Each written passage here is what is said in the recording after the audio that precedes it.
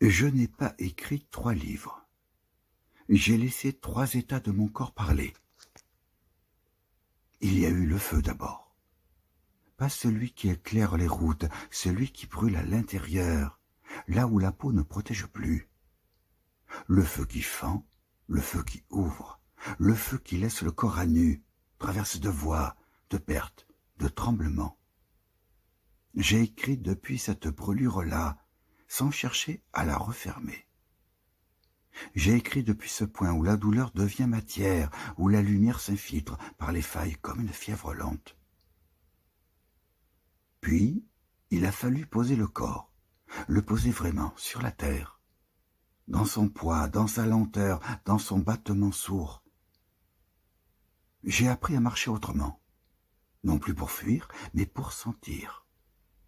La plante des pieds, la poussière, la pente, la fatigue, l'odeur du sol après la pluie.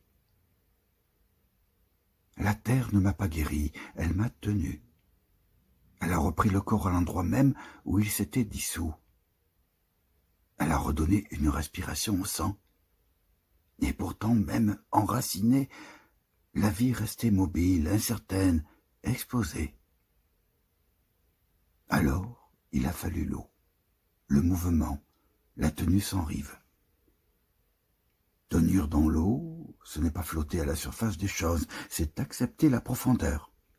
C'est consentir à l'effort continu de rester vivant quand rien ne promet d'apaisement. C'est apprendre à respirer dans l'instable, à veiller dans la fatigue, à aimer sans garantie.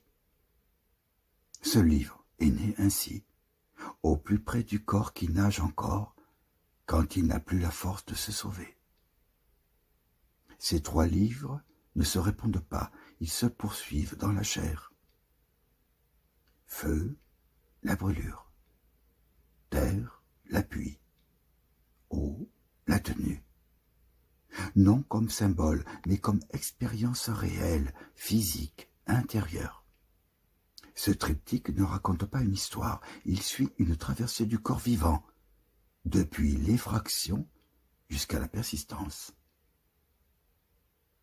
Je n'ai pas cherché la lumière, je n'ai pas cherché la paix. J'ai cherché à rester dans la respiration. Ce qui relie ces textes, ce n'est ni un récit, ni une idée. C'est une fidélité au battement de sang, de la peur, du désir, de la fatigue, de l'élan.